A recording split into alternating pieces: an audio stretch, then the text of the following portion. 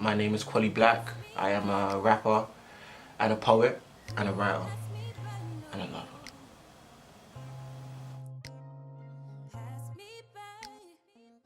It's been 2 years now that I've properly been producing my music and poetry.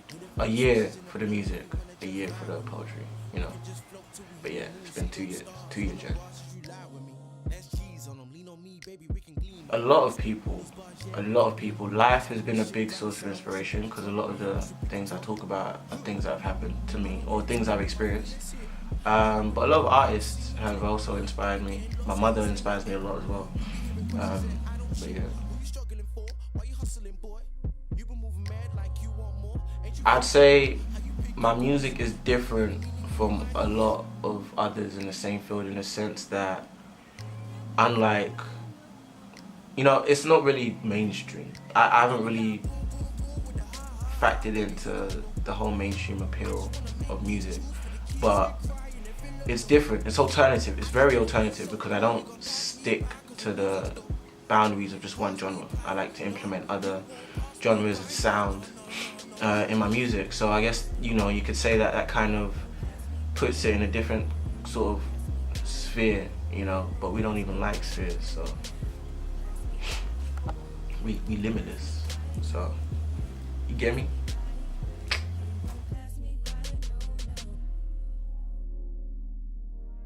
I've learned that I am much more of a perfectionist than I thought I was.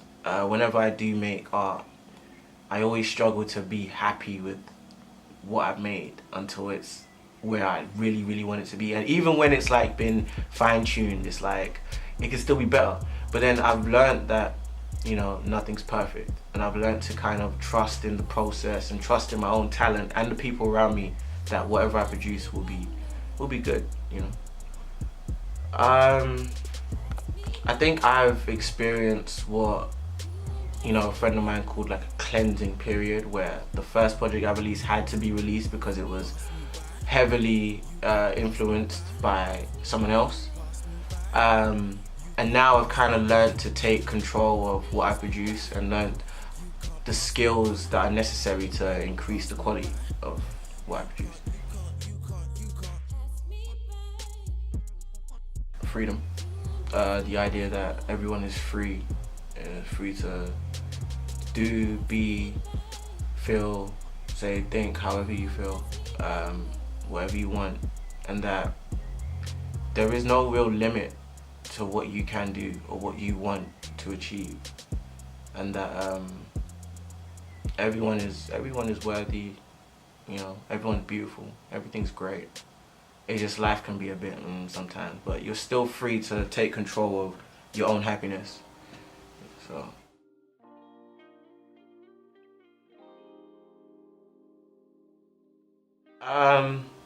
One of the key boundaries I never thought I would actually break so early on was the, I guess you could say the culture boundary between, being a black rapper.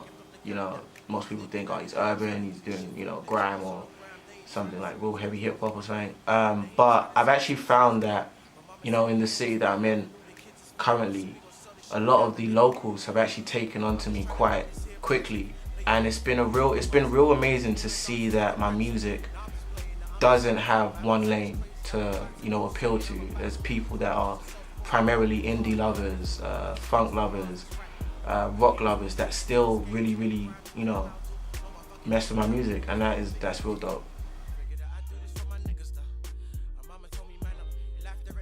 Nah, I don't think I'm unwilling to not cross a boundary. I mean, if it's something that will push the culture, something that will push my art, elevate my art, and elevate my brand, I'm more than happy to do it.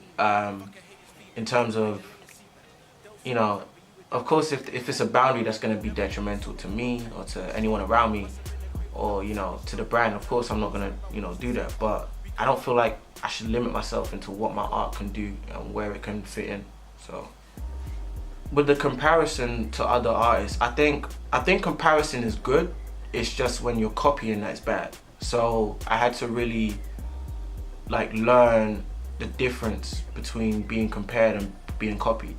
So I had to realize who I was as an artist and put that signature down on every sound that I made. And it was a process because it takes time, you know, to get out of that mentality of because you know, when you're a fan of an artist, you're gonna want to sound like them, do what they do, but you also have to, I always had to understand that what I'm doing, I'm trying to build a legacy. I'm trying to look for longevity, and it's always the original that lasts. So yeah, I had to learn to be original. Yeah. For my own people, nah. A lot of the time, you know, when you put something different in front of people, it takes a while for them to really like give it a go, you know, give it time to actually be something they can enjoy. So my resistance has really been the fact that because I've decided to take this lane where I'm kind of going, you know, against the grain, and I'm going against the norm, and I'm pushing away from the waves, it's like I've realized that I'm gonna have to struggle a little bit just to really get a lot of ears to really take notice of what I'm doing. But I'm confident I can.